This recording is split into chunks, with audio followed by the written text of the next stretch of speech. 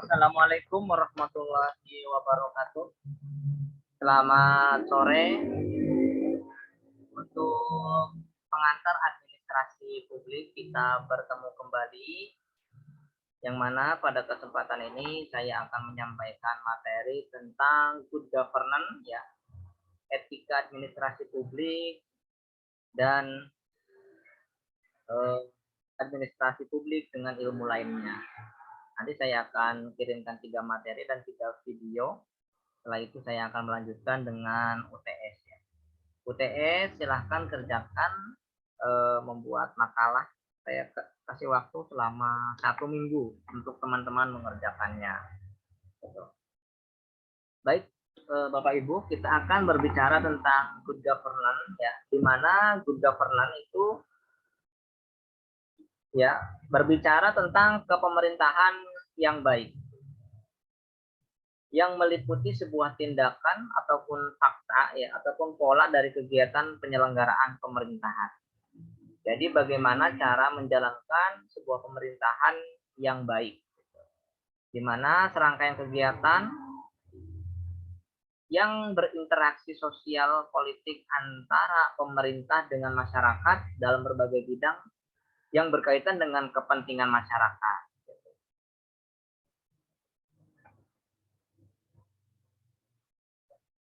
Governance itu tidak hanya berarti pemerintahan sebagai suatu kegiatan, melainkan juga mengandung arti pengurusan, pengelolaan, pengarahan, pembinaan, penyelenggaraan, dan juga diartikan sebagai pemerintahan.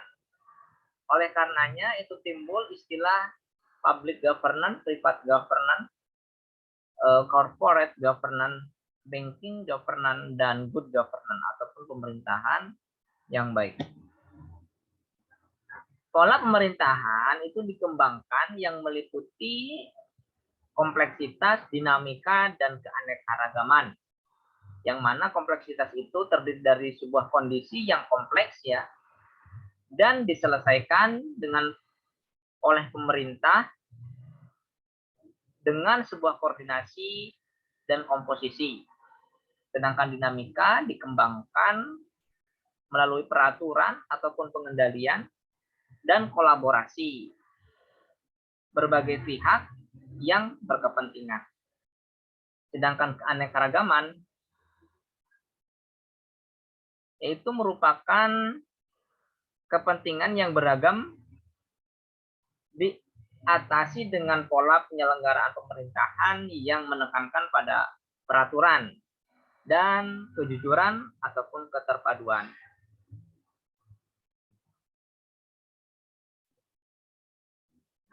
Tiga model kepemerintahan.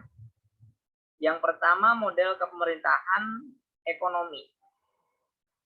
Model ini yang berpacu pada sebuah proses pembuatan keputusan yang memfasilitasi kegiatan ekonomi di dalam negeri dan berinteraksi di antaranya penyelenggaraan ekonomi.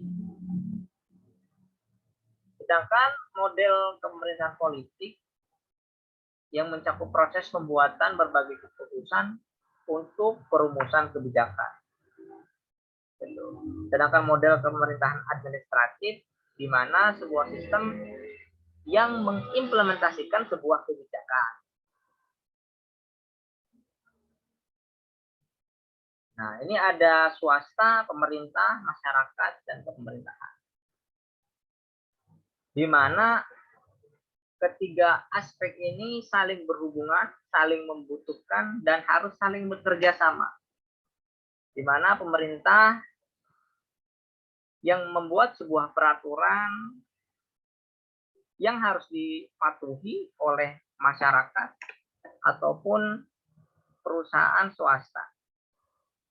Ataupun perusahaan swasta berinvestasi di bidang pemerintah agar pemerintahan itu bisa berjalan dengan cepat, terintegrasi. Jadi harus ada campur tangan dari pihak investasi dari pihak swasta. Sedangkan masyarakat yang memberikan persetujuan, dorongan,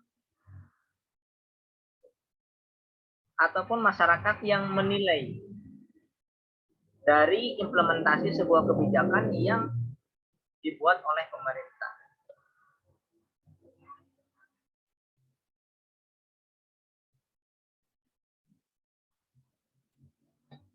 Pemerintah ataupun negara itu berfungsi menciptakan lingkungan politik dan hukum yang kondusif. Tentu ya, karena dalam sebuah negara harus didukung oleh sebuah hukum yang harus dipatuhi oleh masyarakat. Baik maupun dengan politiknya. Sedangkan swasta itu berfungsi menciptakan pekerjaan dan pendapatan, yaitu swasta berinvestasi di misalkan mendirikan dari negara luar, mendirikan pabrik mobil di Indonesia akan membuka lapangan pekerjaan dan pendapatan bagi masyarakat dan juga negara. Lalu masyarakat itu berfungsi memfasilitasi ya interaksi sosial politik, menggerakkan kelompok-kelompok dalam masyarakat untuk berperan dalam kegiatan ekonomi sosial politik. Nah, unsur kepemerintahan, nah jadi secara umum mencakup seluruh lembaga politik dan sektor publik. Sedangkan swasta mencakup perusahaan swasta yang aktif dalam interaksi pada sistem pasar, seperti industri pengolahan, perdagangan, perbankan, dan koperasi, ataupun sektor informal. Sedangkan untuk masyarakat madani, baik perorangan maupun kelompok, masyarakat yang berinteraksi sosial politik dan ekonomi. Nah, masyarakat madani itu merupakan tatanan masyarakat yang memiliki nilai-nilai dasar ketuhanan ya, kemerdekaan, hak asasi dan martabat manusia, kebangsaan, demokrasi, kemajemukan, kebersamaan, persatuan, kesatuan, kesejahteraan. Itu kita sendiri ya. Oke. Nah, konsepsi kepemerintahan yang baik, good governance itu ya, nilai-nilai yang menjunjung tinggi keinginan ataupun kehendak ya, rakyat ataupun masyarakat itu sendiri yang berada di dalam suatu negara, dan nilai-nilai yang dapat meningkatkan kemampuan rakyat dalam pencapaian tujuan nasional dan kongruent ataupun pembangunan berkelanjutan.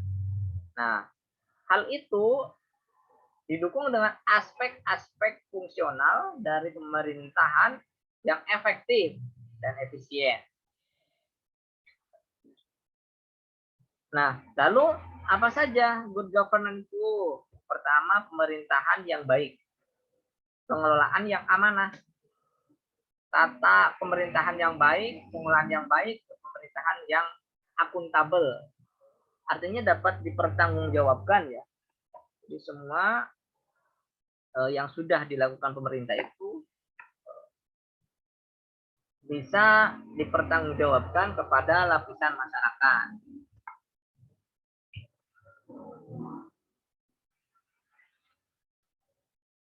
Good governance, suatu penyelenggaraan manajemen pemerintah yang solid dan bertanggung jawab dengan prinsip demokrasi, pencegahan korupsi baik secara politik maupun administratif, gitu. Dan menciptakan legal and political work bagi tumbuhnya aktivitas usaha. Jadi lebih menekankan kepada cara pemerintah mengelola sumber daya sosial dan ekonomi, begitu. Untuk apa? Untuk kepentingan pembangunan negara ataupun kepentingan masyarakat.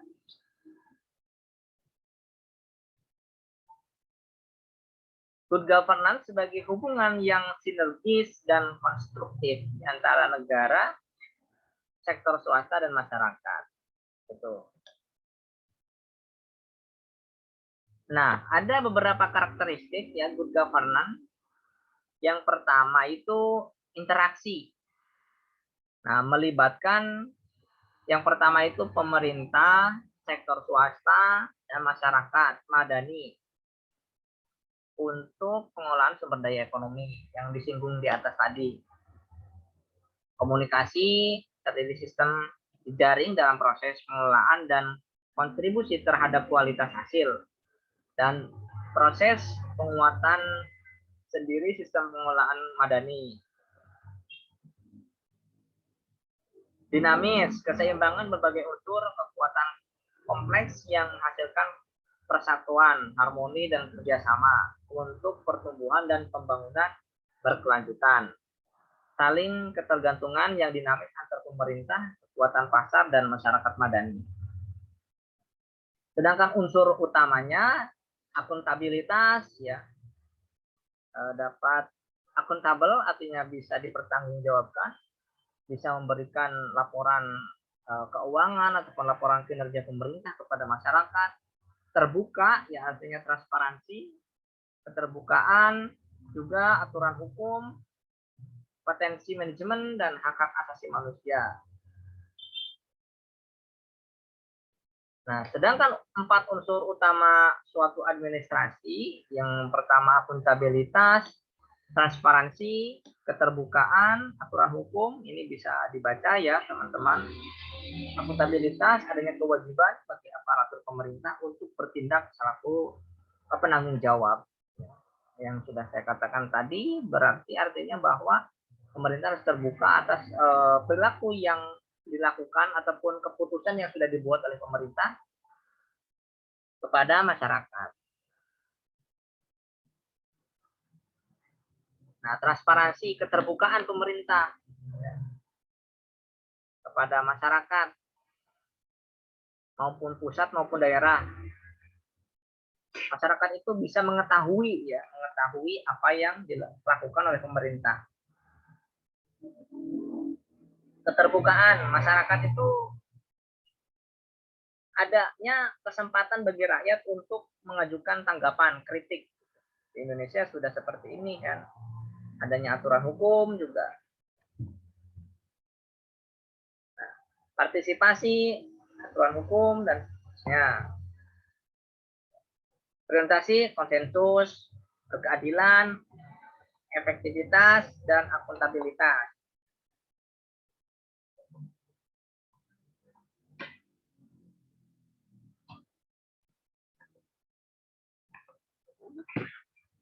Bervisi strategis, ya, artinya bahwa pemimpin dan masyarakat itu memiliki perspektif yang luas, ya, dan jangka panjang tentang penyelenggaraan pemerintahan yang baik, saling berkaitan, keseluruhan ciri-ciri good governance itu memperkuat dan saling terkait dan tidak bisa berdiri sendiri. Jadi pemerintah sendiri nggak bisa. Jadi harus swasta, pemerintah, dan masyarakat itu saling bekerja sama satu sama lain untuk terciptanya good governance. Nah, prinsip good governance itu menurut Sedarmayanti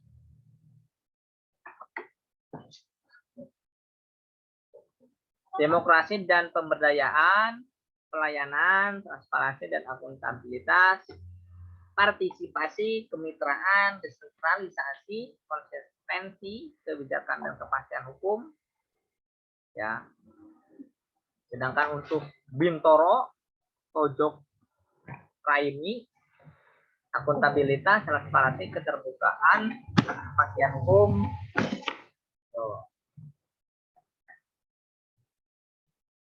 Nah, sedangkan untuk Undang-Undang Nomor 28 Tahun 1999 ada beberapa ya tentang good governance. Nah, ada beberapa hambatan ya untuk pelaksanaan good governance. Yang pertama, terlalu dominannya pemerintah dalam perencanaan dan penyelenggaraan pembangunan. Lalu kurang efektifnya fungsi kontrol. Jadi fungsi kontrol kurang efektif. Penyelenggaraan pemerintah dan pembangunan tidak transparan. Harusnya transparan agar terciptanya good governance. Budaya masyarakat belum mendukung. Budaya birokrasi yang berorientasi kepada atasan. Itu. Jadi ketika ya budaya ketika selalu menghargai apa namanya, selalu ketika yang sudah senior pasti akan dihormati. Tapi kalau misalkan salah ya harusnya salah, seperti itu. Gaji dan pendapatan serta jaminan masa depan PNS yang belum baik. Nah, Indonesia belum memiliki hukum administrasi. Itu untuk good governance-nya. Kita akan lanjutkan ke materi selanjutnya.